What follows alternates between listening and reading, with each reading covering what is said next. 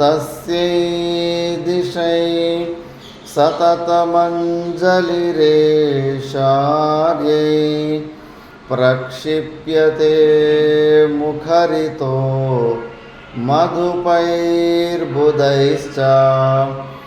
जागर्ति यत्र भगवान् गुरुचक्रवर्ती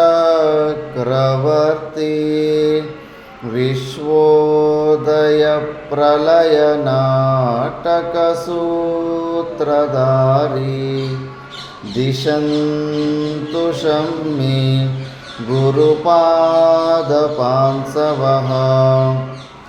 दिशन्तु शम्मे ಗುರುಪಾದಪಾಂಸವಃ.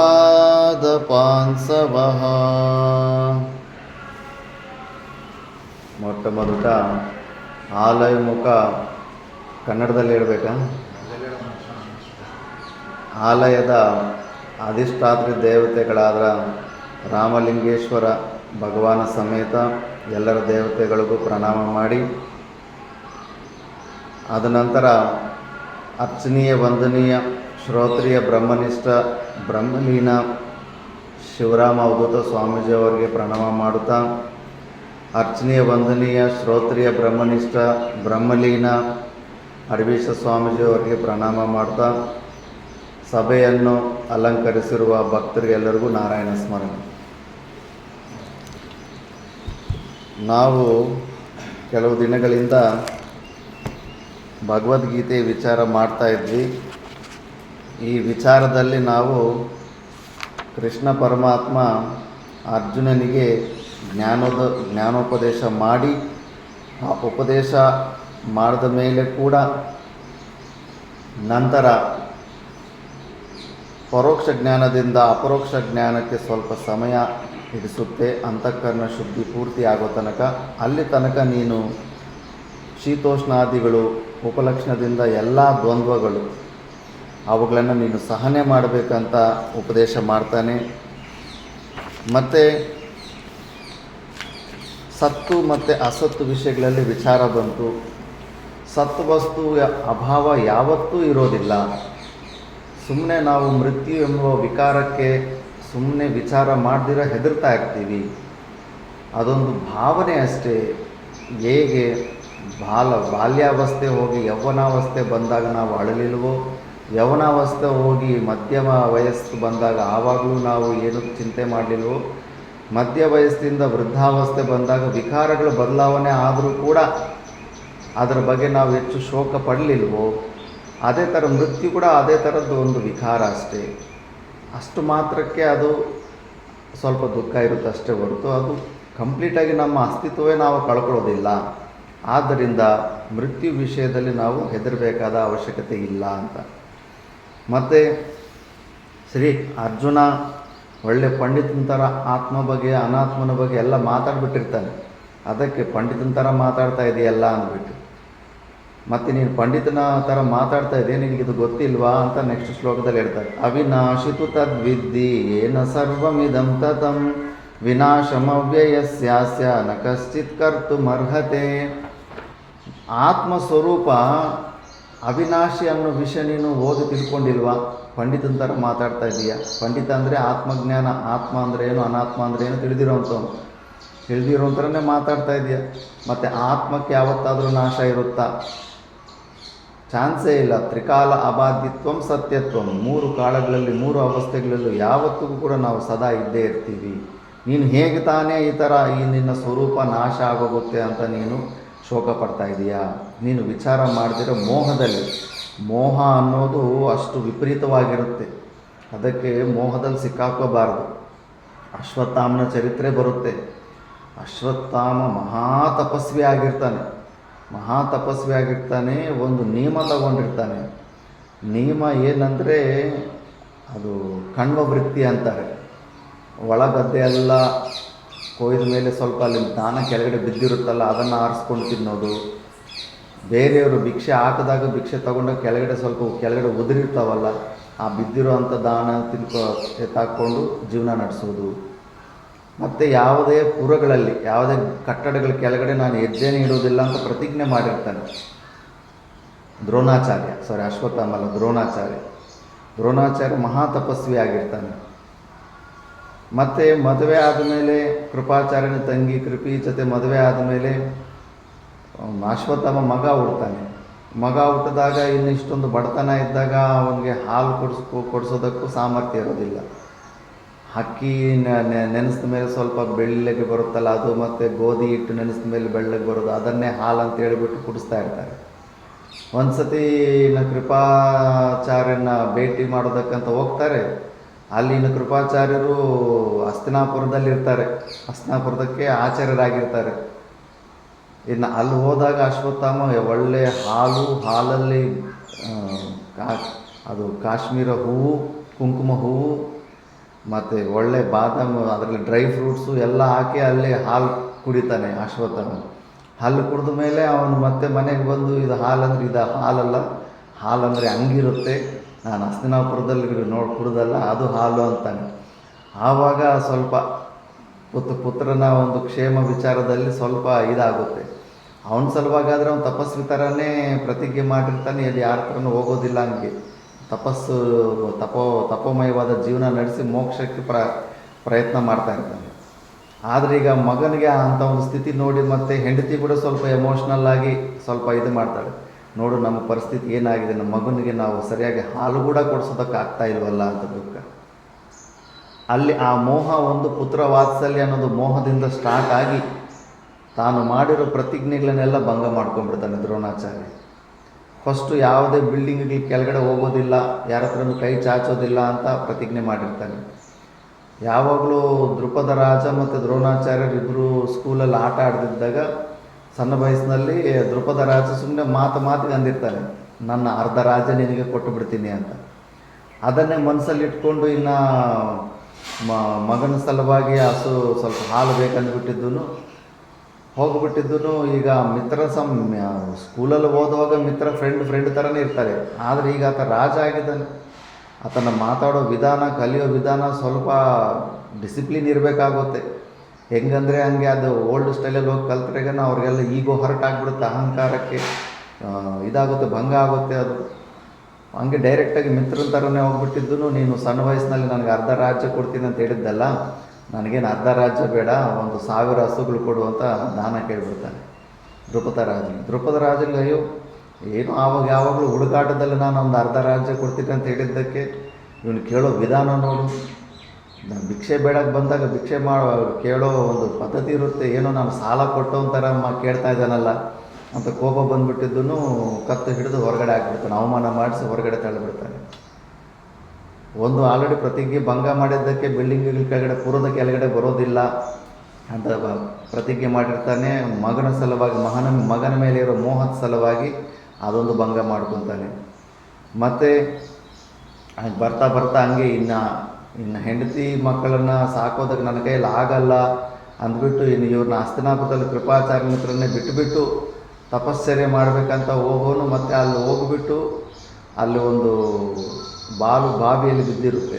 ಬಾವಿಯಲ್ಲಿ ಬಿದ್ದಿದ್ರೆ ಅದನ್ನು ಒಂದು ಕಡ್ಡಿ ಪುಲ್ಲಿಂದ ಅದು ದರ್ಬೆದು ಒಂದೊಂದು ಕಡ್ಡಿ ಇರುತ್ತೆ, ಒಂದು ಕಡ್ಡಿಗೆ ಒಂದು ಜಾಯಿನ್ ಮಾಡಿಸ್ಬಿಟ್ಟು ಬಾವಿಯಲ್ಲಿ ಬಿದ್ದಿರೋ ಬಾಲನ್ನು ಹಂಗೆ ಮೇಲ್ಗಡೆ ತೆಗೆದುಬಿಟ್ಟಿರ್ತಾನೆ.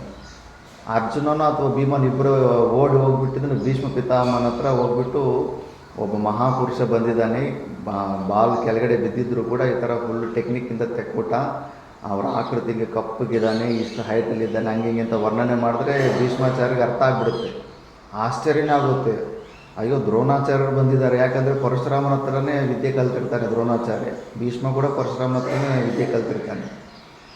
ಅವರು ಪುರದ ಒಳಗಡೆ ಹೆಜ್ಜೆನೇ ಇಡೋದಿಲ್ಲ ಅಂತ ಪ್ರತಿಜ್ಞೆ ಮಾಡಿದ್ರಲ್ಲ, ಅವರು ಒಳಗಡೆ ಹೇಗೆ ಬಂದರು ಅದೊಂದು ಆಶ್ಚರ್ಯ ಆಗುತ್ತೆ. ಮತ್ತು ಅಂಥವ್ರು ಬಂದಿದ್ದಾರೆ ಅಂದರೆ ಅಂಥವ್ರನ್ನೇ ಆಚಾರ್ಯಗೆ ಇಟ್ಕೋಬೇಕಂದ್ಬಿಟ್ಟು ಓಡಿ ಬಂದು ಭೀಷ್ಮ ಪಿತಾಮಹ ದ್ರೋಣಾಚಾರ್ಯನ ರಿಕ್ವೆಸ್ಟ್ ಮಾಡಿ, ನೀವು ಇನ್ನು ಇಲ್ಲೇ ಇರ್ರಿ, ಇಲ್ಲೇ ಇದ್ದರೆ ಎಲ್ಲ ಆ ವಿಷಯನೂ ಸ್ವಲ್ಪ ದೃಪದ ಮಾಡಿರೋ ಅವಮಾನದ ವಿಷಯನೂ ಸ್ವಲ್ಪ ತಿಳ್ಕೊತಾನೆ. ನೀವು ಇಲ್ಲೇ ಇದ್ದರೆ ನಿಮ್ಮ ಮಗನ ಕ್ಷೇಮ ಸಮಾಚಾರ ಕೂಡ ಎಲ್ಲ ಇದಾಗುತ್ತೆ ಅಂದ್ಬಿಟ್ಟು ಸ್ವಲ್ಪ ಪ್ರೇರಣೆ ಕೊಟ್ಟಿದ್ದಕ್ಕೆ, ಇನ್ನು ಮಗನ ಸೇಫ್ಟಿ ಸಲುವಾಗಿ ಮಾಡಿದ ಪ್ರತಿಜ್ಞೆಗಳನ್ನ ಭಂಗ ಮಾಡಿಕೊಂಡು ಆ ಪುರವಾಸದಲ್ಲಿ ಮಾಡೋದ್ರ ಪುರದಲ್ಲಿರೋದು ಕೂಡ ಅಭ್ಯಾಸ ಮಾಡ್ಕೊಂಡ್ಬಿಡ್ತಾನೆ, ಅಲ್ಲಿ ಆಚಾರ್ಯರಾಗಿ ಇದು ಮಾಡಿಬಿಟ್ಟಿರ್ತಾನೆ.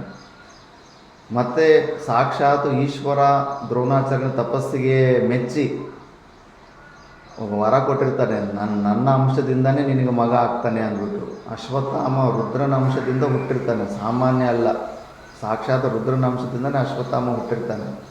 ಮತ್ತು ಆತನಿಗೆ ಕಲ್ಪಾಂತ ತನಕ ಚಿರಂಜೀವಿ ಆಗಿರ್ತಾನೆ. ಒಂದು ಮಣಿ ಕೂಡ ಕೊಟ್ಟಿರ್ತಾರೆ. ಚಿರಂಜೀವಿ ಅಂದರೆ ಇನ್ನು ಸಾವೇ ಇಲ್ಲ ಅಂತ ಅರ್ಥ ಅಲ್ಲ, ಬಟ್ ಸ್ವೇಚ್ಛಾ ಮರಣ. ಅವರಾಗ ಅವರು ನಾನೀಗ ಶರೀರ ಬಿಡಬೇಕು ಅಂದ್ಕೊಂಡ್ರೇ ಅದು ಸಾಧ್ಯ ಆಗುತ್ತೆ, ಇಲ್ಲಾಂದರೆ ಕಲ್ಪಾಂತ ತನಕ ಅವರನ್ನು ಯಾರು ಏನು ಮಾಡೋದಕ್ಕಾಗೋದಿಲ್ಲ. ಅಂಥ ವರನೂ ಸಿಕ್ಕಿರುತ್ತೆ. ಇಷ್ಟು ವರ ಸಿಕ್ಕಿದ್ರೂ ಕೂಡ ಯುದ್ಧ ಭೂಮಿಯಲ್ಲಿ ಕೃಷ್ಣ ಪರಮಾತ್ಮ ನಮಗೆ ಏನು ತೋರಿಸ್ಕೊಡ್ತಾ ಇದ್ದಾನೆ ಅಂದರೆ, ಯಾವುದಾದ್ರೂ ಒಂದು ಮೋಹ ಇದ್ದರೆ ಹೆಂಗೆ ನಮಗೆ ಮೋಕ್ಷ ಸಿಗದಿರ ನಾವು ಇಲ್ಲೇ ನಾಶ ಆಗ್ತೀವಿ ಅನ್ನೋದಕ್ಕೆ ಪುತ್ರ ವ್ಯಾಮೋಹ ಅನ್ನೋ ಒಂದು ವೀಕ್ನೆಸ್ ಇರುತ್ತೆ ದ್ರೋಣಾಚಾರ್ಯನ. ಆ ಪುತ್ರ ವ್ಯಾಮೋಹನದಿಂದ ಅಧರ್ಮದ ಕಡೆ ಇವತ್ತು ಯುದ್ಧ ಮಾಡೋಕ್ಕೆ ರೆಡಿ ಆಗಿಬಿಟ್ಟಿದ್ದಾನೆ. ಯಾಕಂದರೆ ಈಗ ಹಸ್ತಿನಾಪುರ ಸಿಂಹಾಸನಕ್ಕೆ ನಾನು ಆಚಾರ್ಯರಾಗಿ ನಾನು ಕೆಲಸ ಮಾಡ್ತಾಯಿದ್ದಕ್ಕೆ ನನ್ನ ಅಶ್ವತ್ಥಾಮನ ಜೀವನ ಕಣ್ಣು ಮುಂದೆ ಮಗನ ತುಂಬ ಸವಲತ್ತೆಲ್ಲ ಸಿಗ್ತಾಯಿದೆ, ಅವನ ಜೀವನ ತುಂಬ ಚೆನ್ನಾಗಿದೆ. ಅದರ ಸಲುವಾಗಿ ಅಧರ್ಮದ ಕಡೆ ಯುದ್ಧ ಮಾಡೋದಕ್ಕೂ ರೆಡಿ ಆಗಿಬಿಡ್ತಾನೆ. ದ್ರೌಪದಿ ವಸ್ತ್ರಾಭರಣ ಮಾಡೋರು ಕೂಡ ಒಂದು ಮಾತಾಡೋದಕ್ಕಾಗೋದಿಲ್ಲ, ಶಾಸ್ತ್ರ ಎಲ್ಲ ತಿಳಿದಿರುತ್ತೆ, ಅಧರ್ಮನ ಖಂಡನೆ ಮಾಡೋದಕ್ಕಾಗೋದಿಲ್ಲ. ಅದಕ್ಕೆ ಕೃಷ್ಣ ಪರಮಾತ್ಮ ನೀನು ಯಾವ ವೀಕ್ನೆಸ್ಸಿಂದ, ಯಾವ ಪುತ್ರ ಮೋಹದಿಂದ ನೀನು ಅಧರ್ಮದ ಮಾರ್ಗ ಇಟ್ಟಿದೆಯೋ ಅದರಿಂದನೇ ನಿನ್ನ ಹಂತ ಆಗುತ್ತೆ ಅಂದುಬಿಟ್ಟಿದ್ದನು. ಅದೇ ಥರ ಧರ್ಮರಾಜನ ಕೈಯಲ್ಲಿ ನೀನು ಸ್ವಲ್ಪ ಅಶ್ವತ್ಥಾಮ ಅತಃ ಅಂತ ಹೇಳು ಅಂತ ಹೇಳ್ತಾನೆ. ಮಿಕ್ಕಿದವ್ರು ಯಾರು ಹೇಳಿದ್ರು ನಂಬ್ತಿಲ್ಲ, ಯಾಕಂದರೆ ಧರ್ಮರಾಜ ಯಾವತ್ತೂ ಸುಳ್ಳು ಹೇಳೋದಿಲ್ಲ ಅಂತ ಗೊತ್ತು. ಅದಕ್ಕೆ ಧರ್ಮರಾಜನ ಕೈಯಲ್ಲೇ ಯುಧಿಷ್ಠಿರನ ಕೈಯಲ್ಲೇ ಹೇಳಿಸ್ತಾನೆ ಅಶ್ವತ್ಥಾಮ ಅತಃ ಅಂದುಬಿಟ್ಟು, ಮತ್ತು ಕುಂಜರ ಅಂದ್ಬಿಟ್ಟು ಆನೆ ಹೆಸರು ಮತ್ತೆ ಮೆಲ್ಲಗೆ ಹೇಳ್ತಾನೆ. ಆ ಮೋಹ ಪುತ್ರನ ಮೇಲೆ ಇರೋ ವ್ಯಾಮೋಹ ಎಷ್ಟು ಘೋರವಾಗಿತ್ತು ಅಂತ ಆವಾಗ ಹೊರಗಡೆ ಗೊತ್ತಾಗುತ್ತೆ. ಯುದ್ಧದ ಮಧ್ಯದಲ್ಲಿ ಯುದ್ಧನ ಮಾಡೋದು ಬಿಟ್ಟುಬಿಟ್ಟು ಅಯ್ಯೋ ನಿಜವಾಗ್ಲೂ ನನ್ನ ಮಗನ ಸತ್ತೋಗಿದ್ದಾನ ಯುದ್ಧದಲ್ಲಿ ಅಂದ್ಬಿಟ್ಟಿದ್ದನ್ನು ಧ್ಯಾನ ಸ್ಥಿತಿಯಲ್ಲಿ ಹೋಗಿ ಚೆಕ್ ಮಾಡ್ಕೊಳಕ್ಕೆ ಹೋಗ್ಬಿಡ್ತಾನೆ ಯುದ್ಧದ ಮಧ್ಯದಲ್ಲಿ. ಆವಾಗ ದೃಷ್ಟದ್ಯುಮ್ನ ಹೋಗ್ಬಿಟ್ಟಿದ್ದನ್ನು ತಲೆ ಕತ್ತರಿಸ್ಕೊಂಡು ಬಂದ್ಬಿಡ್ತಾನೆ. ಆ ಮೋಹ ಅಶ್ವತ್ಥಾಮ ಚಿರಂಜೀವಿ ಅನ್ನೋ ವಿಷಯ ಗೊತ್ತಿದ್ದು ಕೂಡ ಆ ಮೋಹ ಆ ಸಮಯದಲ್ಲಿ ಸ್ಮರಣೆ ತರಿಸೋದಿಲ್ಲ. ಸ್ಮೃತಿ ಅಂತಾರಲ್ಲ, ಕಾಮಾತ್ ಕ್ರೋಧೋಭಿಜಯತೆ ಕ್ರೋಧಾತ್ ಭವತಿ ಸಮ್ಮೋಹ. ಆ ಕ್ರೋಧದಿಂದ ಸಮ್ಮೋಹ ಆಗಿಬಿಟ್ರೆ ಸಮ್ಮೋಹಾತ್ ಸ್ಮೃತಿ ವಿಭ್ರಮ, ಸ್ಮರಣೆಗೆ ಬರೋದಿಲ್ಲ. ಚಿರಂಜೀವಿ ಆಗಿರ್ತಾನೆ, ಅವನಿಗೆ ಸಾವಿಲ್ಲ ಅನ್ನೋದು ಗೊತ್ತಿರುತ್ತೆ ಕಲ್ಪಾಂತ ತನಕ, ಆದರೂ ಕೂಡ ಅಯ್ಯೋ ಸತ್ತೋಗಿದ್ದಾನ ನಮಗೆ ಅಂತ ಮೋಹ. ಆ ಮೋಹ ಅವನನ್ನು ಲಾಸ್ಟಿಗೆ ಅಲ್ಲಿ ತನಕ ಅವನು ಮೋಕ್ಷನ ಹೊಂದಬೋದಾಗಿತ್ತು, ಎಲ್ಲ ಸಾಮರ್ಥ್ಯಗಳಿತ್ತು, ತಪಸ್ವಿಯಾದಂಥ ಜೀವನ ನಡೆಸ್ತಾ ಇರ್ತಾನೆ, ಆ ಮೋಕ್ಷದಿಂದ ಪರಿಚಿತನಾಗ್ಬಿಡ್ತಾನೆ. ಆದ್ದರಿಂದ ಇವೆಲ್ಲ ನಮಗೆ ಈ ಶರೀರದ ಮೇಲೆ ಕೂಡ ಅಂಥದ್ದೇ ಒಂದು ಮೋಹ ಇರುತ್ತೆ. ಆ ಯಾವುದೇ ಪ್ರಕಾರವಾದ ಈ ಪ್ರಪಂಚದಲ್ಲಿ ನಮಗೆ ಮೋಹಗಳಿರಬಾರ್ದು. ಆ ಮೋಹದಿಂದ ಇವತ್ತು ಅರ್ಜುನನು ಕೂಡ ಗುರುಕುಲದಲ್ಲೇ ಆತ್ಮ ಅಂದರೆ ಏನು, ಅನಾತ್ಮ ಅಂದರೆ ಏನು ಎಲ್ಲ ಪಾಠ ಹೇಳ್ಕೊಟ್ಟಿದ್ದಾರೆ. ಅಲ್ಲಿ ಕ್ವಶನ್ಸ್ ಕೂಡ ಕೇಳ್ತಾರೆ. ಪಾಠ ಹೇಳಿದ ಮೇಲೆ ಗುರುಕುಲ ಸಿಸ್ಟಮಲ್ಲಿ ಮತ್ತೆ ಶಿಷ್ಯನ ಪ್ರಶ್ನೆ ಕೇಳಿದ್ರೆ ಅವನು ಉತ್ತರ ಹೇಳಬೇಕು. ಅಂದರೆ ರಿವಿಷನ್ ಕೂಡ ಆಗೋಗಿರುತ್ತೆ ಅಲ್ಲಿ. ಎಲ್ಲ ಸ್ಪಷ್ಟವಾಗಿ ಪ್ರತಿಯೊಂದು ಮೋಕ್ಷ ಮತ್ತು ಮೋಕ್ಷ ಸಾಧನೆಗಳ ಬಗ್ಗೆ ಫುಲ್ಲು ಕ್ವಶನ್ನು ಆನ್ಸರು ರಿವಿಷನ್ನು ವೈವಾ ಓರಲ್ಲು ಎಲ್ಲ ಆಗಿಬಿಟ್ಟಿರ್ತವೆ. ಅಷ್ಟು ಆದರೂ ಕೂಡ ಇವತ್ತು ಮೋಹದಿಂದ ಮರೆತು ಬಿಟ್ಟಿದ್ದಾನೆ ತನ್ನ ಆತ್ಮಸ್ವರೂಪ ಅಂದರೆ ಏನು. ಇವತ್ತು ಅದು ಏನು ಅಹಮ್ಮಮ ಭಾವಗಳು, ಅಯ್ಯೋ ನಮ್ಮವರು ನಮ್ಮ ತಾತ ಇವನ್ನೆಲ್ಲ ನಾನು ಹೇಗೆ ಸಾಯಿಸಲಿ ಅಂತ ಆ ಮೋಹ ಅನ್ನೋದು ಅಡ್ಡ ಬಂದ್ಬಿಟ್ಟು ಅದು ತಾನು ಆತ್ಮದ ಬಗ್ಗೆ ತಿಳ್ಕೊಂಡಿರೋದನ್ನೆಲ್ಲ ಮರ್ತೋಗ್ಬಿಟ್ಟಿದ್ದಾನೆ.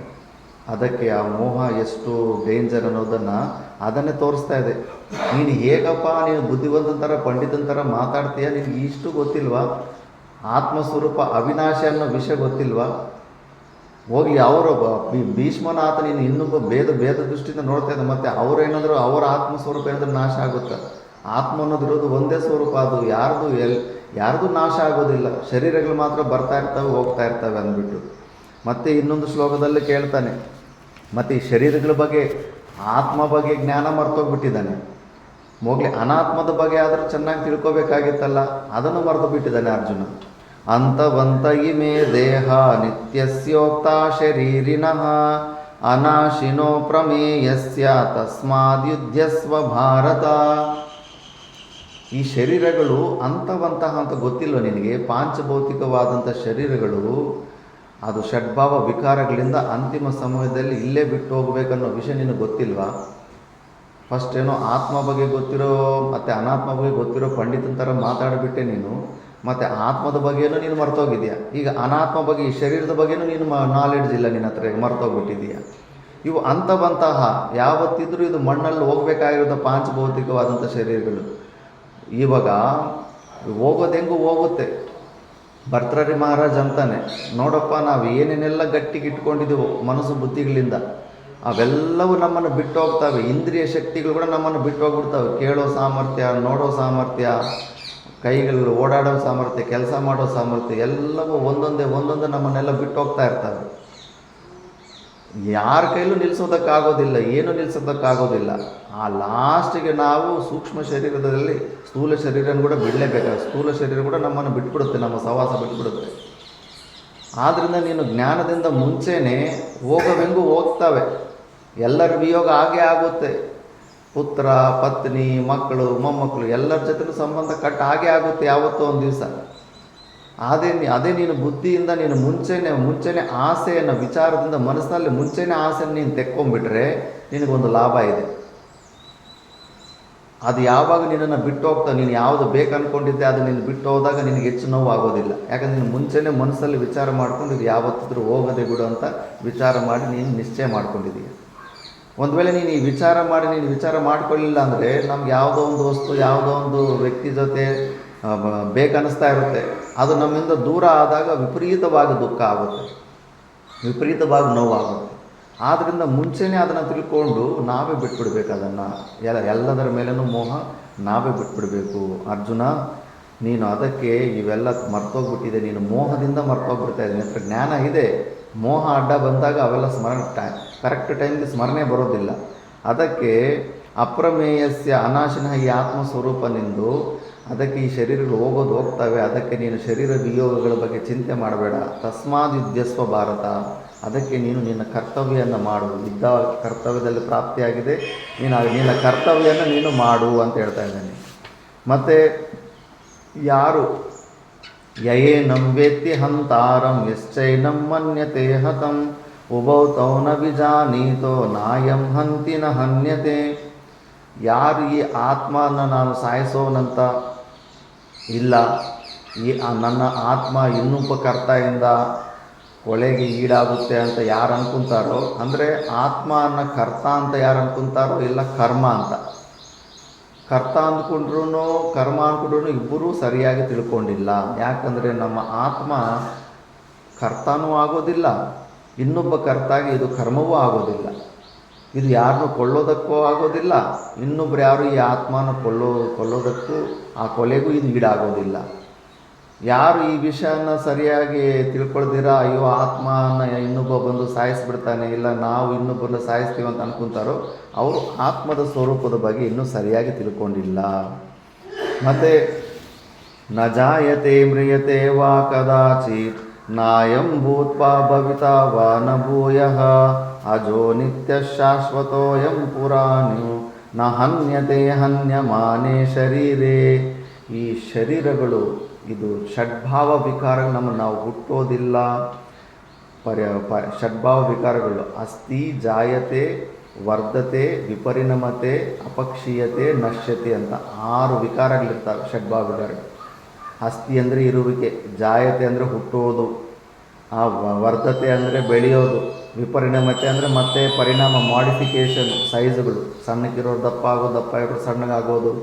ಮತ್ತು ಅಪಕ್ಷೀಯತೆ, 50 ವರ್ಷ ಆದಮೇಲೆ ಮತ್ತೆ ಸಣ್ಣಗೆ ಜಠರಾಗ್ನಿ ಕಡಿಮೆ ಆಗ್ತಾ ಇದ್ದಂಗೆ ಊಟ ತಿನ್ನೋದು ಕಡಿಮೆ ಆಗುತ್ತೆ, ಮತ್ತು ಶರೀರ ಸೈಜ್ ಕಡಿಮೆ ಆಗ್ತಾ ಹೋಗ್ತಾ ಇರುತ್ತೆ, ಅಪಕ್ಷೀಯತೆ. ಮತ್ತು ವಿನಶ್ಯತಿ, ಲಾಸ್ಟಲ್ಲಿ ಶರೀರದ ವಿಯೋಗ. ಈ ಷಡ್ಭಾವ ವಿಕಾರಗಳು ನಮ್ಮ ಆತ್ಮ ಸ್ವರೂಪದಲ್ಲಿ ಯಾವತ್ತೂ ಇಲ್ಲ. 6 ಭಾವಗಳಲ್ಲೂ ನಾವು ಸಾಕ್ಷಿ ರೂಪದಲ್ಲೇ ಎಲ್ಲವನ್ನು ನೋಡ್ತಾ ಇರ್ತೀವಿ. ಆದ್ದರಿಂದ ನೀನು ಈ ಶರೀರಗಳಿಗಿರೋ ಷಡ್ಭಾವ ವಿಕಾರಗಳು ನಮ್ಮ ಆತ್ಮ ಸ್ವರೂಪಕ್ಕಿದೆ ಅಂತ ನೀನು ಭ್ರಾಂತಿಯಿಂದ, ನೀನು ಮೋಹದಿಂದ ಅನ್ಕೊತಾ ಇರ್ತೀವಿ. ಇದೇ ಸಮಸ್ಯೆ. ನಾವು ನಮ್ಮದ ಎಲ್ಲೆಲ್ಲಿ ನಾವು ಸಂಬಂಧ ಇಟ್ಕೊತೀವಿ, ಈ ಶರೀರದ ಜೊತೆ ನಾವು ಸಂಬಂಧ ಇಟ್ಕೊತೀವಲ್ಲ, ಈ ಶರೀರದ ದುಃಖಗಳೆಲ್ಲ ನಮ್ಮ ದುಃಖಗಳಾಗ್ಬಿಡ್ತವೆ. ನಮ್ಮವರು ಅಂದ್ಬಿಟ್ಟು ಯಾರ ಪರಿವಾರದ ಜೊತೆ ಸಂಬಂಧ ಇಟ್ಕೊತೀವಲ್ಲ, ಆ ಪರಿವಾರಕ್ಕೆ ಸಂಬಂಧಪಟ್ಟ ದುಃಖಗಳೆಲ್ಲ ನಮಗಾಗ್ಬಿಡ್ತವೆ. ನಮ್ಮ ದೇಶ ಅಂತ ನಾವು ಸಂಬಂಧ ಇಟ್ಕೊತೀವಲ್ಲ, ಮಮ ಭಾವ ದೊಡ್ಡದಾಗಿ ಭಾರತ ದೇಶದಷ್ಟು ಸೈಜಸ್ ದೊಡ್ಡದಾಗ್ಬಿಡುತ್ತೆ. ಭಾರತ ದೇಶ ಯುದ್ಧದಲ್ಲಿ ಸೋತೋದ್ರು, ಇಲ್ಲ ಕ್ರಿಕೆಟ್ ಮ್ಯಾಚ್ ಸೋತೋದ್ರು ಕೂಡ ನಮಗೆ ದುಃಖ ಆಗುತ್ತೆ. ಎಲ್ಲೆಲ್ಲಿ ನಾವು ಸಂಬಂಧ ಇಟ್ಕೊತೀವೋ ಅಲ್ಲಿನ ದುಃಖ ನಮ್ಮ ದುಃಖ ಆಗಿಬಿಡುತ್ತೆ. ಈ ಶರೀರಗಳ ಜೊತೆ ನಾವು ಸಂಬಂಧ ಇಟ್ಕೊಳ್ಳೋದ್ರಿಂದ ಈ ಶರೀರಕ್ಕಿರೋ ಸಮಸ್ಯೆಗಳೆಲ್ಲ ನಮ್ಮ ಸಮಸ್ಯೆಗಳಾಗುತ್ತಿದ್ದಾವೆ. ಹಸಿವು ಬಾಯಾರಿಕೆ ಕೂಡ ಅದು ಪ್ರಾಣದ ಧರ್ಮ, ಪ್ರಾಣದ ಸಮಸ್ಯೆ, ಅದು ನಮ್ಮ ಆತ್ಮದ ಸ್ವರೂಪ ಅಲ್ಲ. ಇಲ್ಲಾಂದರೆ ಯೋಗಿಗಳು ನಿರ್ವಿಕಲ್ಪ ಸಮಾಜ ಸ್ಥಿತಿಯಲ್ಲಿ 10 ವರ್ಷ, 15 ವರ್ಷ, 20 ವರ್ಷ, ಸಾವಿರಾರು ವರ್ಷ ಸಮಾಜ ಸ್ಥಿತಿಯಲ್ಲಿ ಊಟ ಮಾಡಿದ್ರೆ, ನೀರು ಕುಡಿದ್ರೆ ಹೆಂಗಿರ್ತಾರೆ? ಅವರು ಸ್ವರೂಪದಲ್ಲಿರ್ತಾರೆ. ನಾವು ಈ ಶರೀರಗಳ ಜೊತೆ ಸಂಬಂಧ ಇಟ್ಕೊಂಡ್ಬಿಟ್ಟು ಇದರ ಸಮಸ್ಯೆಗಳು ಬೆಳಗ್ಗೆಯಿಂದ ಸಾಯಂಕಾಲ ತನಕ ಏನೋ ಒಂದು ಬಾಯಲ್ಲಿ ತುರುಕ್ತಾ ಇರಬೇಕು. ಎಂಥ ವರ್ಸ್ಟ್ ಮೇಂಟೆನೆನ್ಸ್, ವರ್ಸ್ಟ್ ಮಿಷನ್ ಅಂದರೆ ಇದೆ. ಮತ್ತು ಬೆಳಗ್ಗೆಯಿಂದ ಸಾಯಂಕಾಲ ತನಕ ಅದನ್ನು ತೆಲುಗಲ್ಲಿ ಅಂತಾರೆ ಕೂಟಿ ಕೋಸಮೇ ಕೋಟಿ ವಿದ್ಯೆಲು ಅಂದ್ಬಿಟ್ಟು. ಎಲ್ಲವೂ ಈ ಶರೀರ ಪರಾಧೀನತೆಯಿಂದಲೇ ನಮಗೆಲ್ಲ ಸಮಸ್ಯೆಗಳು. ಈ ಶರೀರನೇ ನಮ್ಮ ಸಮಸ್ಯೆ. ಇದರ ಜೊತೆ ಸಂಬಂಧ ಹೋಗಲಿ, ಸಂಬಂಧ ಏನಾದರೂ ಗಟ್ಟಿಯಾಗಿ ಹಗ್ಗದಲ್ಲಿ ಕಟ್ಟಾಕಿರೋವಂಥ ಸ್ಥೂಲ ರೂಪದ ಸಂಬಂಧ ಅಂದರೆ ಆ ಸಂಬಂಧನೂ ನಿಜವಾದ ಸಂಬಂಧ ಅಲ್ಲ, ಡೂಪ್ಲಿಕೇಟ್ ಸಂಬಂಧ ಅಷ್ಟೇ. ಯಾಕಂದರೆ ನಮ್ಮ ಆತ್ಮ ಸ್ವರೂಪ ಆಕಾಶಕ್ಕಿಂತ ಸೂಕ್ಷ್ಮವಾದಂಥ ಸ್ವರೂಪ. ಆಕಾಶ ಮತ್ತು ಗಾಳಿ ಇವನ್ನು ಅಮೂರ್ತ ಪದಾರ್ಥಗಳಂತಾರೆ. ಮತ್ತು ಅಗ್ನಿ, ಪೃಥ್ವಿ, ಜಲ ಇವು ಮೂರ್ತ ಪದಾರ್ಥಗಳು. ಮೂರ್ತ ಪದಾರ್ಥಗಳಂದರೆ ಅವುಗಳಲ್ಲಿ ಕ್ರಿಯೆಗಳಾಗುತ್ತೆ ಮತ್ತು ಅವು ಕಣ್ಣಿಗೆ, ಇಂದ್ರಿಯಗಳಿಗೆ ಪ್ರತ್ಯಕ್ಷವಾಗ್ತವೆ, ಕಣ್ಣಿಗೆ ಕಾಣಿಸ್ತಾವೆ. ಇವು ಮೂರು, ಗಾಳಿ ಮತ್ತು ಆಕಾಶ ಕಣ್ಣು ಕೂಡ ಕಾಣಿಸೋದಿಲ್ಲ, ಅಮೂರ್ತ ಪದಾರ್ಥಗಳಂತಾರೆ. ಗಾಳಿಯನ್ನಾದರೂ ಸ್ವಲ್ಪ ಅಲ್ಲಿ ಇಲ್ಲಿ ಏನಾದರೂ ಬಂಧಿಸ್ಬೋದು, ಆದರೆ ಆಕಾಶನ ನಾವು ಏನು ಹಿಡ್ಕೊಳ್ಳೋದಕ್ಕೆ ಆಗೋದಿಲ್ಲ. ಯಾಕಂದರೆ ಅದು ವಸ್ತು ರೂಪದಲ್ಲಿ ಅದು ನಮಗೆ ಸಿಗೋದೇ ಇಲ್ಲ. ಮತ್ತು ಅಂಥ ಆಕಾಶದ ಜೊತೆನೇ ನಾವು ಇನ್ನೊಂದು ವಸ್ತುನ ತಗೊಂಡು ಅದನ್ನು ಜೋಡಿಸೋದಕ್ಕೆ ಆಗೋದಿಲ್ಲ, ಕನೆಕ್ಷನ್ ಇಡೋದಕ್ಕೆ ಆಗೋದಿಲ್ಲ. ಮತ್ತು ಅದಕ್ಕಿಂತ ಸೂಕ್ಷ್ಮ ಇರೋವಂಥ ನಮ್ಮ ಆತ್ಮ ಸ್ವರೂಪಕ್ಕೆ ಈ ಶರೀರದ ಜೊತೆ ಹೇಗೆ ಸಂಬಂಧ ಇಟ್ಕೊಂಡಿದ್ದೀವಿ? ವಿಚಿತ್ರ ಅನಿಸುತ್ತೆ ಸಂಬಂಧ. ಇದು ಕಲ್ಪಿತವಾದಂಥ ಸಂಬಂಧ. ಅದಕ್ಕೆ ನಾನು ಮುಂಚೆ 3 ದೃಷ್ಟಾಂತ ಯಾವತ್ತೂ ಹೇಳ್ತಾ ಇರ್ತೀನಿ. ಆ ಡಾಕ್ಟರ್ಗಳು ಲ್ಯಾಬ್ರೇಟ್ರಿಯಲ್ಲಿ ಟೆಸ್ಟ್ ಮಾಡಿರೋದು ಇದನ್ನು ಮಾತ್ರ ಈ ದೃಷ್ಟಾಂತ ಯಾವಾಗ ನೆನ್ಪಿಟ್ಕೋಬೇಕು. ಹೇಗೆ ನಮ್ಮ ಮನಸ್ಸು ಡೂಪ್ಲಿಕೇಟ್ ಸಂಬಂಧನ ಕೂಡ ಒರಿಜಿನಲ್ ಸಂಬಂಧ ಅಂತ ಅಂದುಕೊಂಡ್ಬಿಡುತ್ತೆ ಅಂದ್ಬಿಟ್ಟು. ಒಂದು ಡಾಕ್ಟರ್ಗಳು, ಸೈಕ್ಯಾಟ್ರಿಸ್ಟ್ಗಳು ಒಂದು ಹಲಿಗೆ ಸೈಡಲ್ಲಿ ಇಟ್ಬಿಡ್ತಾರೆ. ಆ ಹಲಿಗೆಗೆ ಒಂದು ಸಣ್ಣ ರಂಧ್ರ ಮಾಡ್ತಾರೆ. ಆ ರಂಧ್ರದಲ್ಲಿ ಒಂದು ಬಳಗೈಯನ್ನು ಆ ಕಡೆ ಇಟ್ಬಿಟ್ಟು ಸೈಡ್ಗೆ ಇಡು ಅಂತಾರೆ. ಒಂದು ರಬ್ಬರ್ ಕೈಯನ್ನು ಭುಜದ ಮೇಲೆ ಇಟ್ಬಿಡ್ತಾರೆ. ಭುಜದ ಮೇಲೆ ಇಟ್ಬಿಟ್ಟು ನೋಡಿ, ಈ ರಬ್ಬರ್ ಕೈನ ನಾವು ನಿಮ್ಮ ಶರೀರಕ್ಕೆ ಕನೆಕ್ಷನ್ ಮಾಡ್ತೀವಿ ಅಂತ. ಅವ್ನು ನಂಬೋದಿಲ್ಲ. ಮೊದಲೇ ನಾಸ್ತಿಕನ್ನು ಕರೆಸಿರ್ತಾರೆ. ಅದೇಂಗೆ ಸುಮ್ಮನೆ ರಬ್ಬರ್ ಕೈ ಭುಜದ ಮೇಲೆ ಇಟ್ಬಿಟ್ರೆ ಕನೆಕ್ಷನ್ ಆಗಿಬಿಡುತ್ತಾ ಅಂತ ಅವ್ನು ನಂಬೋದಿಲ್ಲ. ಅವ್ನು ನಂಬಲಿಲ್ಲ ಅಂದರೂ ಅವ್ರ ಹತ್ರ ಒಂದು ತಿರುಗಿಸೋದಿರುತ್ತೆ, ಒಂದು ಫ್ಯಾನ್ ಥರ ಸಣ್ಣದೊಂದು ತಿರುಗೋದಿರುತ್ತೆ. ಅದನ್ನು ಕಣ್ಣುಗಳ ಮಧ್ಯದಲ್ಲಿ ತೊಗೊಂಬಂದು ಅದನ್ನೇ ನೋಡಬೇಕು ಅಂತಾರೆ ಸೈಕ್ಯಾಟ್ರಿಸ್ಟ್ಗಳು. ಅದರಿಂದ ಅವರು ಟ್ರೀಟ್ಮೆಂಟ್ ಎಲ್ಲ ಮಾಡ್ತಾರೆ. ನಾವು ಅದನ್ನೇ ಒಂದೇ ಥರ ಅದು ಈ ಥರ ತಿರುಗ್ತಾ ಇರೋದನ್ನು ನೋಡ್ತಾ ಇದ್ರಾಗನ ಸ್ವಲ್ಪ ವಶೀಕರಣ ಆಗಿಬಿಡ್ತೀವಿ ನಾವು. ಆ ಥರ ಅವ್ರು ಅಂಥ ಸ್ಥಿತಿಗೆ ತಗೊಂಡು ಹೋಗ್ಬಿಟ್ಟಿದ್ದು. ನೋಡು, ಈಗ ನಾವು ಈ ರಬ್ಬರ್ ಕೈನ ನೀನೇ ಕನೆಕ್ಷನ್ ಮಾಡಿಬಿಟ್ಟಿದ್ದೀವಿ ಅಂತಾರೆ. ನೋಡಿ, ಇವಾಗ ನಾವು ರಬ್ಬರ್ ಕೈನ ನಿನ್ನ ಮುಟ್ಕೊಂಡ್ರೆ ನಿನಗೆ ಮುಟ್ಕೊಂಡಂಗೆ ಆಗುತ್ತೆ, ಸೆನ್ಸೇಷನ್ ಬರುತ್ತೆ ಅಂತಾರೆ. ಅವ್ರೇನು ಮಾಡ್ತಾರೆ, ಆ ರಬ್ಬರ್ ಕೈಯಿಂದ ಒಂದು ಬೆರಳು ಈ ಕಡೆಯಿಂದ ಒಬ್ಬ ಟಚ್ ಮಾಡಿದಾಗ ಆ ಕಡೆಯಿಂದ ನಿಜವಾದ ಒರಿಜಿನಲ್ ಕೈಗೆ ಇನ್ನೊಬ್ಬನು ಅದೇ ಬೆರಳನ್ನು ಟಚ್ ಮಾಡಿಬಿಟ್ಟಿರ್ತಾನೆ. ಅವನಿಗೇನು ಅನಿಸುತ್ತೆ, ಮೊದಲೇ ಸ್ವಲ್ಪ ವಶೀಕರಣ ಆಗಿಬಿಟ್ಟಿದ್ದಾನೆ. ಅಯ್ಯೋ, ರಬ್ಬರ್ ಕೈನ ಮುಟ್ಕೊತಾ ಇದ್ರೆ ನನಗೆ ಮುಟ್ಕೊಂಡಂಗೆ ಅನಿಸ್ತಾ ಇದೆ ಅಲ್ಲ, ಈ ರಬ್ಬರ್ ಕೈ ನನಗೆ ಕನೆಕ್ಷನ್ ಆಗಿಬಿಟ್ಟಿದೆ ಅಂತ ಮನಸ್ಸು ನಂಬೋದಕ್ಕೆ ಸ್ಟಾರ್ಟ್ ಮಾಡಿಬಿಡುತ್ತೆ ಅಷ್ಟೇ. ಮನಸ್ಸಿಗೆ ಯಥಾರ್ಥದ ಬಗ್ಗೆ ಅದು ತಲೆ ಕೆಡಿಸ್ಕೊಳ್ಳೋದಿಲ್ಲ. ಹೇಗೆ ನಂಬುತ್ತೋ ಹಾಗೆ ಜೀವಿಸಿಬಿಡುತ್ತೆ ಅದು. ಆ ಕೈ ಮತ್ತೆ ಅವನು ಕನೆಕ್ಷನ್ ಆಗಿಬಿಟ್ಟಿದೆ ಅಂತ ಮನಸ್ಸು ನಂಬಿಬಿಡುತ್ತೆ. ಮತ್ತು ಆ ರಬ್ಬರ್ ಕೈನ ಗಿಚ್ತಾ ಇದ್ರೆ ಅಯ್ಯೋ ನೋವಾಗ್ತಾಯಿದೆ ಅಂತ ಕಿಡಿಸ್ತಾನೆ. ಮತ್ತು ದೊಡ್ಡ ಸುತ್ತಿಗೆ ತೊಗೊಂಡು ಟಪ್ ಅಂತ ಹೊಡಿತಾರೆ. ಅಯ್ಯೋ ಸತ್ಯ ಅಂತ ಎದ್ದು ನಿಂತ್ಕೊಂಡ್ಬಿಡ್ತಾನೆ. ಆವಾಗ ನೋಡಿದ್ರೆ ಅವನು ಒರಿಜಿನಲ್ ಕೈ ಗೊತ್ತಾಗುತ್ತೆ, ಒರಿಜಿನಲ್ ಕೈ ಇನ್ನೂ ಇದೆ ಅಂದ್ಬಿಟ್ಟು. ಅದೇ ಥರ ಸಂಬಂಧ ಅಷ್ಟೇ. ನಾವು ಈ ಶರೀರಗಳ ಜೊತೆ ಇಟ್ಕೊಂಡಿರೋ ಸಂಬಂಧ ಅಂಥದ್ದೇ ಡೂಪ್ಲಿಕೇಟ್ ಸಂಬಂಧ. ಮನಸ್ಸಿಗೆ ಆ ಕೆಪ್ಯಾಸಿಟಿ ಇದೆ, ಮಾಯೆಗೆ ಅಚಿಂತನೀಯ ಶಕ್ತಿ. ಅದರಿಂದ ಯುದ್ಧ, ಶ್ರವಣ, ಮನ, ನಿಧಿಧ್ಯಾಸ, ಹೊರಗಡೆ ಕೈ ಕಾಲುಗಳಲ್ಲಿ ಅಲ್ಲಿ ಇಲ್ಲಿ ತಪಸ್ಸು ಮಾಡಿಕೊಂಡು ವ್ಯರ್ಥ ಪರಿಶ್ರಮ ಮಾಡೋದಲ್ಲ. ನಿಜವಾದ ಯುದ್ಧ ಮಾಡಬೇಕಂದ್ರೆ ಈ ಮನಸ್ಸು ಜೊತೆ ಮಾಡಿ, ಇಲ್ಲಿ ಡೀಲ್ ಮಾಡ್ಕೊಳ್ಳಿ ಆ ಮನಸ್ಸಿನ ಜೊತೆ, ಅದರ ಸ್ವಭಾವ ತಿಳ್ಕೊಳ್ಳಿ, ಅದು ಏನು ನಿರ್ಣಯಗಳೆಲ್ಲ ತಗೊತಾ ಇದೆ ಅಂದ್ಬಿಟ್ಟು. ಆದ್ದರಿಂದ ಈ ಥರ ಒಂದು ಡೂಪ್ಲಿಕೇಟ್ ಸಂಬಂಧದಿಂದನೇ ನಾವು ಈ ಶರೀರದ ಜೊತೆ ಸಂಬಂಧ ಇಟ್ಕೊಂಡಿದ್ದೀವಿ. ಇಲ್ಲ ಅಂದರೆ ನಮ್ಮ ಸ್ವರೂಪಕ್ಕೂ ಇದಕ್ಕೂ ಸಂಬಂಧ ಆಗೋದಕ್ಕೆ ಸಾಧ್ಯವೇ ಇಲ್ಲ. ಯಾಕಂದರೆ ನಮ್ಮ ಆತ್ಮ ಸ್ವರೂಪ ಯಾವುದೇ ಒಂದು ವಸ್ತು ಅಲ್ಲ. ಏನೋ 2 ವಸ್ತುಗಳನ್ನ ಫೆವಿಕಲ್ ಇಟ್ಕೊಂಡು ಜೋಡಿಸೋದಕ್ಕೆ ಆಗೋದಿಲ್ಲ. ಸೂಕ್ಷ್ಮ ವಸ್ತು, ಸರ್ವ ವ್ಯಾಪಕವಾದಂಥ ವಸ್ತು ಅದು. ಆದ್ದರಿಂದ ಮತ್ತು ಇನ್ನೂ ಇದೇ ಥರ ಒಂದು ಸತಿ ಹುಡುಗರು ಹಾಸ್ಟ್ಲಲ್ಲಿ ವಿಷ ಇಲ್ಲದೆ ಇರೋಂಥ ಹಾವನ್ನು ಫ್ರೆಂಡ್ ಮಲ್ಕೊಂಡಿದ್ರೆ ಅವನ ಕಾಲ ಹತ್ರ ಬಿಟ್ಬಿಟ್ಟಿರ್ತಾರೆ. ಬಿಟ್ಟುಬಿಟ್ಟು ಒಂದು ಮುಳ್ಳಿಂದ ಕಾಲು ಚುಚ್ಚಿಬಿಟ್ಟಿರ್ತಾರೆ. ಅವನು ಎದ್ದು ನೋಡ್ತಾನೆ, ಅದು ನೋವಾಗ್ತಾಯಿದೆ, ಮುಳ್ಳಿಂದ ಚುಚ್ಚಿರೋತ್ತೆ, ಸ್ವಲ್ಪ ರಕ್ತನೂ ಬಂದಿದೆ. ಅಲ್ಲಿ ನೋಡಿದ್ರೆ ಕಾಲ ಹತ್ರ ಹಾವು ಕೂಡ ಕಾಣಿಸುತ್ತೆ. ಅವನನ್ನು ಹಾವು ಕಚ್ಚಿಬಿಟ್ಟಿದೆ ಅಂತ ನಂಬೋದಕ್ಕೆ ಸ್ಟಾರ್ಟ್ ಮಾಡ್ತಾನೆ. ಫ್ರೆಂಡ್ಸ್ ಕೂಡ ಅವನನ್ನು ಹಾಸ್ಪಿಟಲ್ಗೆ ಕರ್ಕೊಂಡು ಹೋಗಿಲ್ಲ, ಯಾಕಂದರೆ ಅದು ವಿಷ ಇಲ್ಲದೆ ಇರೋ ಹಾವು ಅಂತ ಗೊತ್ತು, ಅದು ಕಚ್ಚಿಲ್ಲ ಅಂತ ಗೊತ್ತು, ಇವರೇ ಮುಳ್ಳಿಂದ ಚುಚ್ಚಿದ್ದಾರೆ ಅಂತ ಗೊತ್ತು. ಅವರು ಇನ್ನೂ ಅವನ್ನ ಹೆದರಿಸೋದಕ್ಕೆ, ಹೌದು ಕಣ್ಣು ನಿನಗೆ ಹಾವು ಕಚ್ಚಿದೆ ಅಂತ ಆಟ ಆಡಿಸೋದಕ್ಕೆ ಹಂಗೆ ಅಂದಿದ್ದಾರೆ. ಅವನು ಹಾವು ಕಚ್ಚಲಿಲ್ಲ ಅಂದರೂ ಕೂಡ ಹಾವು ನನ್ನನ್ನು ಕಚ್ಚಿದೆ ಅಂತ ನಂಬಿದ್ದಕ್ಕೆ ಕೆಳಗಡೆಯಿಂದ ಮೇಲೆಗೆ ವಿಷ ಹತ್ತಿ ಬಾಯಲ್ಲಿ ನೊರೆ ಬಂದು ಪ್ರಾಣ ಬಿಟ್ಬಿಟ್ಟಿದ್ದಾನೆ. ಮತ್ತು ಮನಸ್ಸಿಗೆ ಆ ಶಕ್ತಿ ಇರುತ್ತೆ. ಈ ಪಂಚಭೂತಗಳಿರ್ತಾವಲ್ಲ, ಆಕಾಶ, ವಾಯು, ಅಗ್ನಿ, ಪೃಥ್ವಿ, ಜಲ, ಇವೆಲ್ಲ ಕೂಡ ಸೂಕ್ಷ್ಮ ಪರಮಾಣುಗಳು. ಇವುಗಳ ಅಂಶದಿಂದ 5 ಬೇಸಿಕ್ ಮೆಟೀರಿಯಲ್. ಒಂದು ಬಿಲ್ಡಿಂಗ್ ಕಟ್ಟಬೇಕಂದ್ರೆ ಏನಿರುತ್ತೆ? ಉಸ್ಕಿರುತ್ತೆ, ಸಿಮೆಂಟ್ ಇರುತ್ತೆ, ಐರನ್ ರಾಡ್ ಇರುತ್ತೆ, ಇಟ್ಟಿಗೆ ಇರ್ತವೆ, ಕಲ್ಲು ಇರ್ತವೆ. ಸಾಮಾನ್ಯವಾಗಿ ಅವುಗಳಿಂದ ಮಂದಿರಗಳು ಕಟ್ಬೋದು, ಲಾಡ್ಜ್ಗಳು ಕಟ್ಬೋದು, ಹೋಟೆಲ್ ಕಟ್ಬೋದು, ಹಾಸ್ಪಿಟಲ್ ಕಟ್ಬೋದು. ಹೆಸರುಗಳು, ರೂಪಗಳು ಬೇರೆ ಬೇರೆ ಬರ್ಬೋದು.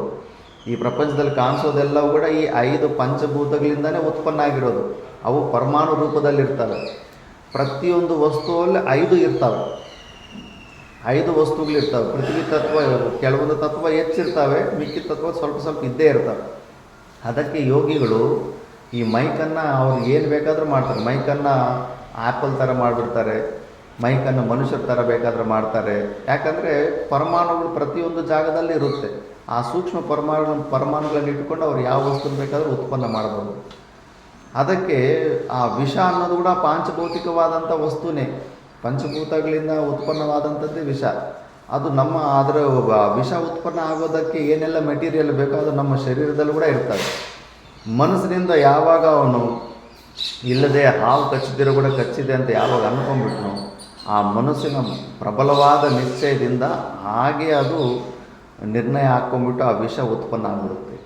ಆ ಸಾಮರ್ಥ್ಯ ಇರುತ್ತೆ. ಅದಕ್ಕೆ ಮನಸ್ಸಲ್ಲಿ ನಾವು ಯಾವತ್ತೇ ಆಗಲಿ ನಕಾರಾತ್ಮಕವಾದಂಥ ಚಿಂತೆಗಳು ಇಟ್ಕೋಬಾರ್ದು. ಯಾವಾಗಲೂ ಪಾಸಿಟಿವ್ ಆ್ಯಟಿಟ್ಯೂಡ್ ಇದ್ದಾನೆ ಇರಬೇಕು, ಪಾಸಿಟಿವ್ ಮೈಂಡಿನ ಇರಬೇಕು.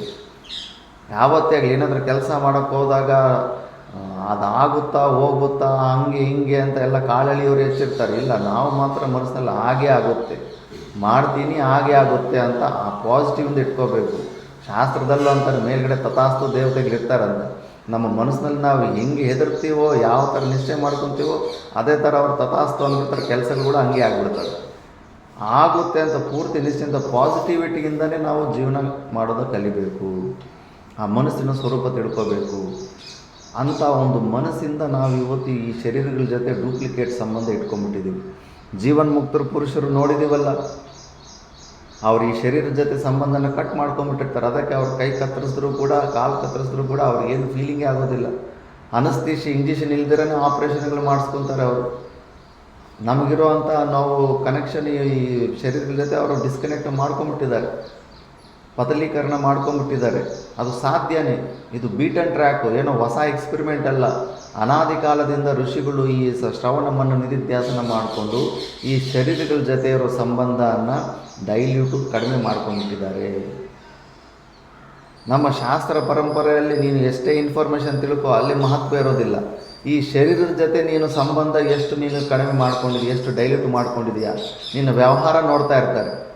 ಇನ್ನು ಈ ಶರೀರಕ್ಕೆ ಸಂಬಂಧಪಟ್ಟ ಮನಸ ವಾಚ ಕರ್ಮ ಅಟ್ಯಾಕ್ ಆದಾಗ ಇನ್ನು ನೀ ಶರೀರ ಭಾವದಲ್ಲಿದೆಯಾ, ಯಾವ ಭಾವದಲ್ಲಿದೆಯಾ ಅಂತ ಅಲ್ಲಿ ಇದು ಮೇಯ್ನ್ ಇಂಪಾರ್ಟೆಂಟು. ಇಲ್ಲಿ ನಾವು ಎಷ್ಟು ಸಾಧನೆ ಮಾಡಿದ್ದೀವಿ, ನಮ್ಮಲ್ಲಿ ಎಷ್ಟು ಜ್ಞಾನ ಇದೆ ಅನ್ನೋದು ಈ ಶರೀರ ತಾದಾತ್ಮ್ಯಲ್ಲಿ ಎಷ್ಟು ತೆಕ್ಕೊಂಡಿದ್ದೀವಿ ಅನ್ನೋದರಲ್ಲಿ ಮೆಜರ್ಮೆಂಟ್ ಇರುತ್ತೆ. ಈ ಶರೀರ ತಾದಾತ್ಮ್ಯಲ್ಲಿ ನಾವು ಹೆಚ್ಚು ತೆಕ್ಕೊಂಡಿದ್ದಂದರೆ ಇವನು ಒಳ್ಳೆ ಸಾಧನೆ ಮಾಡ್ತಾಯಿದ್ದಾನೆ ಅಂದ್ಬಿಟ್ಟು.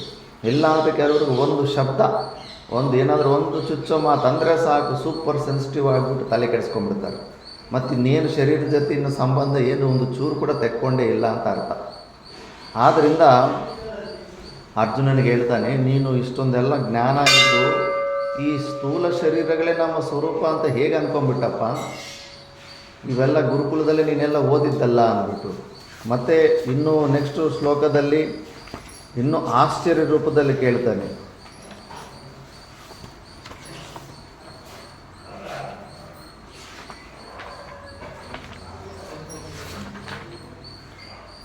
ಅರ್ಜುನ, ನೀನು ಈ ಪಾಂಚಭೌತಿಕವಾದಂಥ ವಸ್ತುಗಳು ಆತ್ಮವನ್ನು ಸಾಯಿಸ್ತಾರೆ ಅಂತ ನೀನು ಕಥಂಸ ಪುರುಷ ಅಂದರೆ ನೀನು ಹೇಗೆ ತಾನೇ ನೀನು ಅಂದುಕೊಳ್ಳೋದಕ್ಕೆ ಸಾಧ್ಯ ಆಗುತ್ತೆ?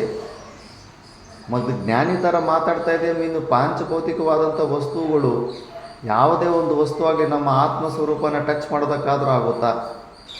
ಮತ್ತು ಮನುಷ್ಯರು, ಎದುರುಗಡೆ ಇರೋ ಮನುಷ್ಯರು, ಯುದ್ಧದಲ್ಲಿ ನಿಂತಿರೋರು, ಅವರು ಕೂಡ ಪಾಂಚಭೌತಿಕವಾದಂಥ ಶರೀರಗಳೇ ಅಲ್ಲ. ಅವರು ನಿನ್ನ ಸ್ವರೂಪವನ್ನು ಅವರು ಟಚ್ ಮಾಡೋದಕ್ಕಾಗುತ್ತಾ? ಟಚ್ ಮಾಡೋದಕ್ಕಾಗೋದೇ ಇಲ್ಲ. ಆದರೂ ಕೂಡ ನೀನು ಅವರು ನನ್ನನ್ನು ಕೊಲ್ತಾರೆ, ನಾನು ಅವರನ್ನು ಕೊಲ್ತೀನಿ ಅಂತ ಹೇಗೆ ನೀನು ಈ ಥರ ವಿಪರೀತ ನಿಶ್ಚಯ ಮಾಡ್ಕೊತಾ ಇದೆಯಾ? ಇದಕ್ಕೆಲ್ಲವೂ ಕಾರಣ ಕೇವಲ ನಿನಗೆ ಅಹಂ ಮಮ ಭಾವಗಳು, ಮೋಹವೇ. ಆದ್ದರಿಂದ ನೀನು ಆ ಅಹಂ ಮಮ ಭಾವ ಮೋಹಗಳು ತೆಕ್ಕೋಬೇಕು. ಹೇಗೆ ತೆಕ್ಕೋಬೇಕು? ನೀನು ಒಬ್ಬನಿಂದನೇ ಆಗುತ್ತಾ ಅಂದರೆ ಇಲ್ಲ.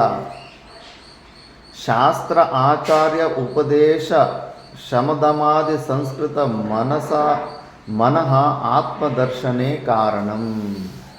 ಈ ಮನಸ್ಸು ಕೂಡ ಅವಿದ್ಯಾನೇ, ಇದು ಕೂಡ ಅನಾತ್ಮ ವಸ್ತುನೇ. ಮನಸ್ಸು ಜಡರೂಪವೇ ಆಗಿರುತ್ತೆ. ಅದಕ್ಕೆ ಮನಯೇವ ಮನುಷ್ಯಾನಾಂ ಬಂಧ ಮೋಕ್ಷನಂ ಕಾರಣಂ ಅಂದ್ಬಿಟ್ಟು, ಬಂಧಯೋಹೋ ಮೋಕ್ಷಯೋಹೋ ಕಾರಣಂ, ಇವೆರಡಕ್ಕೂ ಕೂಡ ಮನಸ್ಸೇ ಕಾರಣ. ಮತ್ತು ಮನಸ್ಸು ಕೂಡ ಜಡರೂಪದಲ್ಲೇ ಇದೆ. ಮತ್ತು ಈ ಜಡರೂಪವಾದಂಥ ಮನಸ್ಸು ನಮ್ಮ ಮೋಕ್ಷಕ್ಕೆ ಹೇಗೆ ಕಾರಣ ಆಗುತ್ತೆ ಅಂದರೆ, ಅದೇ ಮನಸ್ಸನ್ನು ನೀನು ಶಾಸ್ತ್ರ ಮತ್ತು ಆಚಾರ್ಯ ಉಪದೇಶದಿಂದ ಮತ್ತು ಶಮಾಧಿ ಷಟ್ಕ ಸಂಪತ್ತಿಗಳಿಂದ ನೀನು ಯುಕ್ತವಾಗಿ ಆ ಮನಸ್ಸನ್ನು ನೀನು ರೆಡಿ ಮಾಡಿಕೊಂಡ್ರೆ, ಆ ಮನಸ್ಸು ನಿನ್ನನ್ನು ಈ ಅವಿದ್ಯೆ, ಈ ಶರೀರಗಳ ತಾದಾತ್ಮ್ಯದಿಂದ ನಿನ್ನನ್ನು ಬಿಡಿಸ್ಬಿಡುತ್ತೆ. ಅದೇಗೆ ಸಾಧ್ಯ? ಅವಿದ್ಯೆ ಫೀಲ್ಡಲ್ಲಿದ್ದು ವಿದ್ಯೆ ಹೆಂಗೆ ಕೊಡೋಕ್ಕಾಗುತ್ತೆ? ಇದು ಕೂಡ ಮಿಥ್ಯಾ ವಸ್ತು ಅಲ್ಲ. ಮನಸ್ಸು ಕೂಡ ಮಿಥ್ಯಾ ವಸ್ತುನೇ. ಈ ಮಿಥ್ಯಾ ವಸ್ತು ಸತ್ಯವಾದಂಥ ವಸ್ತುವನ್ನು ದರ್ಶನ ಮಾಡಿಸೋದಕ್ಕೆ ಸಾಮರ್ಥ್ಯವಿದೆಯೇ ಅಂದರೆ ಹೌದು, ಸಾಧ್ಯವಿರುತ್ತೆ ಅಂತ. ಹೇಗೆ ಅಂದರೆ 2-3 ದೃಷ್ಟಾಂತ ಹೇಳ್ತಾರೆ. ಸ್ವಪ್ನದಲ್ಲಿ ನಾವು ಮಲ್ಕೊಂಡಿರ್ತೀವಿ, ಅಲ್ಲೊಂದು ಶರೀರ ನಾವು ನಮ್ಮದೊಂದು ಉತ್ಪತ್ತಿ ಮಾಡ್ಕೊತೀವಿ. ಅಲ್ಲಿ ಹುಳಿ, ಸಿಂಹಗಳು, ಹೊಸ ಪ್ರಪಂಚನೆಲ್ಲ ಸೃಷ್ಟಿ ಮಾಡ್ಕೊಂಡಿರ್ತೀವಿ. ನಮ್ಮದೇ ಆದಂಥ ಸೃಷ್ಟಿ ಆದರೂ ಕೂಡ, ನಮ್ಮದೇ ಆದಂಥ ಪ್ರೊಜೆಕ್ಷನ್ ಆದರೂ ಕೂಡ ಸ್ವಪ್ನ ಸೃಷ್ಟಿನಲ್ಲಿ ಅಲ್ಲಿ ಕೆಲವೊಂದು ಕ್ಯಾರೆಕ್ಟರ್ಗಳಿರ್ತವೆ. ಸಿಂಹ ನಮ್ಮನ್ನು ಓಡಿಸ್ಕೊಂಡು ಬಂದಾಗ, ಭೂತ ಪ್ರೇತಾದಿಗಳು ಸ್ವಪ್ನದಲ್ಲಿ ನಮ್ಮನ್ನು ಹಿಂಸೆ ಕೊಟ್ಟಾಗ ಸಡನ್ನಾಗಿ ನಿದ್ದೆಯಿಂದ ಎಚ್ಚರ ಆಗ್ಬಿಡುತ್ತೆ. ಆ ಸ್ವಪ್ನದಲ್ಲೇ ಕಾಣಿಸಿರೋ ಸಿಂಹ ನಿಜವಾದ ಸಿಂಹ ಆಗಲಿಲ್ಲ ಅಂದರೂ ಮಿಥ್ಯವಾದಂಥ ಸಿಂಹನೇ. ಆ ಭೂತ ಪ್ರೇತಗಳು ಸ್ವಪ್ನದಲ್ಲಿ ಕಾಣಿಸಿರೋದು ಮಿಥ್ಯವಾದಂಥ ಭೂತ ಪ್ರೇತಗಳೇ. ಅವು ಮಿಥ್ಯ ಆದರೂ ಕೂಡ ನಿನ್ನನ್ನು ಆ ಅವಸ್ಥೆಯಿಂದ ಮೇಲೆ ಎಬ್ಬಿಸಿದವೆಲ್ಲ. ಜಾಗೃತ ಅವಸ್ಥೆಗೆ ಎಬ್ಬಿಸೋಷ್ಟು ಸಾಮರ್ಥ್ಯ ಇದೇ ಇಲ್ವ?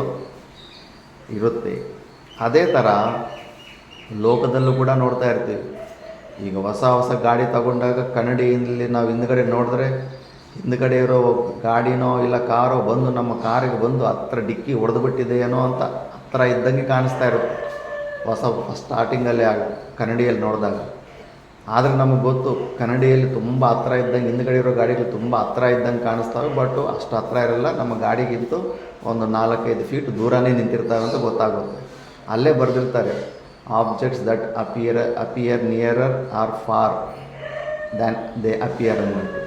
ಏನು ಹತ್ರ ಕಾಣಿಸ್ತಾ ಇರ್ತಾವೋ ಕನ್ನಡಿಯಲ್ಲಿ, ಅವು ದೂರವಾಗಿದ್ದಾವೆ ಅಂತ ಅಲ್ಲೇ ಬರೆದಿರ್ತಾರೆ ಇಂಗ್ಲೀಷಲ್ಲಿ ಆ ಕನ್ನಡಿ ಮೇಲೆ. ಅಂದರೆ ಆ ಕನ್ನಡಿನಲ್ಲಿ ಹಿಂದ್ಗಡೆ ಇರೋ ಗಾಡಿ ನನ್ನ ಗಾಡಿನ ಟಚ್ ಮಾಡಿಬಿಟ್ಟಿದೆ ಅಂತ ಅಲ್ಲಿ ದರ್ಶನ ಮಾಡಿಸುತ್ತೆ. ಆದರೆ ನಮಗೆ ಜ್ಞಾನ ಇರೋದು ಅದು ಏನು ಪಿಕ್ಚರ್ ತೋರಿಸುತ್ತೆ ಕನ್ನಡಿ, ಅದರಿಂದ ನಮಗೆ ಸತ್ಯದ ಜ್ಞಾನ ಆಯ್ತಾ ಇಲ್ಲ. ನನ್ನ ಗಾಡಿಯಿಂದ ಹಿಂದ್ಗಡೆ ಇರೋ ಗಾಡಿ ಮಧ್ಯದಲ್ಲಿ ಒಂದು 5 ಫೀಟ್ ಜಾಗ ಇದೆ, ಅದು ನನ್ನ ಗಾಡಿನ ಟಚ್ ಮಾಡಿಲ್ಲ ಅನ್ನೋ ಜ್ಞಾನ ನಮ್ಗೆ ಆಯ್ತಾ ಇಲ್ಲ. ಮಿಥ್ಯವಾದಂಥ ಒಂದು ದೃಶ್ಯದಿಂದ ಸತ್ಯವಾದ ಜ್ಞಾನ ನಮಗಾಗುತ್ತೇ ಇಲ್ಲ. ಅದೇ ಥರ ಈ ಶಾಸ್ತ್ರ, ಈ ಮನಸ್ಸು, ಗುರುಗಳು ಇವೆಲ್ಲವೂ ಕೂಡ ಅವಿದ್ಯಾ ಫೀಲ್ಡ್ನಲ್ಲಿ ಈ ಮಾಯಾಗೆ ಸಂಬಂಧಪಟ್ಟವರು ಆದರೂ ಕೂಡ ಇವರ ಸ್ವಪ್ನ ಸಿಂಹಗಳ ಥರ ನಮ್ಮನ್ನು ಈ ಮಾಯೆಯ ಈ ಅವಸ್ಥೆಯಿಂದ ನಮ್ಮ ಪರಮಾರ್ಥ ಅವಸ್ಥೆಗೆ ಎಬ್ಬಿಸೋಷ್ಟು ಸಾಮರ್ಥ್ಯ ಇರುತ್ತೆ. ಆದ್ದರಿಂದ ಮನಸ್ಸು, ಆಚಾರ್ಯರ ಉಪದೇಶ ಇವೆಲ್ಲ ಕೂಡ ಅವಿದ್ಯಾ ಫೀಲ್ಡಲ್ಲಿದ್ದರೂ ಕೂಡ ನಮಗೆ ವಿದ್ಯೆಯ ಅವಸ್ಥೆಯಲ್ಲಿ ಎಬ್ಬಿಸೋಷ್ಟು ಸಾಮರ್ಥ್ಯ ಇರ್ತವೆ. ಆದ್ದರಿಂದ ನೀನು ಇಂಥ ಒಂದು ಸಂಸ್ಕೃತವಾದ ಮನಸ್ಸಿಂದ ನೀನು ಈ ಅವಸ್ಥೆಯಿಂದ ನೀನು ಪರಮಾರ್ಥ ನಿಜವಾದ ಸ್ವರೂಪಕ್ಕೆ ನೀನು ಎದ್ದೇಳಬಹುದು ಅಂತ ಪರಮಾತ್ಮ ಅರ್ಜುನನಿಗೆ ಅಲ್ಲಿ ಉಪದೇಶ ಕೊಡ್ತಾ ಇರ್ತಾನೆ. ಮಿಕ್ಕಿದ್ದು ನಾವು ನೆಕ್ಸ್ಟ್ ಕ್ಲಾಸಲ್ಲಿ ನಾಳೆ ನಾವು ವಿಚಾರ ಮಾಡೋಣ. ಓಂ ಪೂರ್ಣಮದ ಪೂರ್ಣಮಿದಂ ಪೂರ್ಣಾತ್ ಪೂರ್ಣಮುದಚ್ಯತೆ ಪೂರ್ಣಸ್ಯ ಪೂರ್ಣಮಾದಾಯ ಪೂರ್ಣಮೇವಾವಶಿಷ್ಯತೆ. ಓಂ ಶಾಂತಿ ಶಾಂತಿ